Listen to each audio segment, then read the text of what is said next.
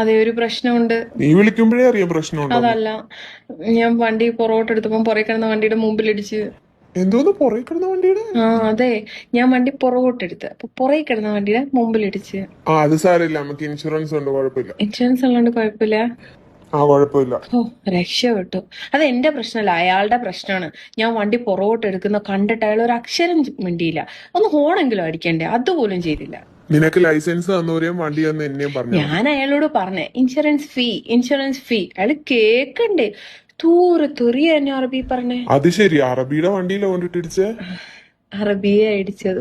എന്നിട്ട് എനിക്ക് തോന്നുന്നേ അയാളുടെ വണ്ടിയിലെ കിളി പൊങ്ങി വന്നില്ല, അതാ അയാൾക്ക് ഇത്ര ദേഷ്യമായി പോയെ. വണ്ടിയില് കിളിയാവോ? അയാൾ അകത്ത് കേറിയിട്ട് വണ്ടി സ്റ്റാർട്ട് ചെയ്ത് അപ്പൊ അയാളുടെ വണ്ടിയുടെ ഫ്രണ്ടിൽ നിന്ന് ഇങ്ങനെ ഒരു കിളി പൊങ്ങി വരും. ആ കിളി പകുതിക്ക് സ്റ്റക്കായിപ്പോയി, അതാണ് അയാൾക്ക് ദേഷ്യമായിപ്പോയത്. അല്ലാണ്ട് ആ ബോണറ്റ് ചളങ്ങിയതിനൊന്നും ദേഷ്യപ്പെടില്ല. പഠിച്ചവനെ, റോൾസ് റോയ്സിലാണോ നീ കൊണ്ടിട്ടിടിച്ചേ?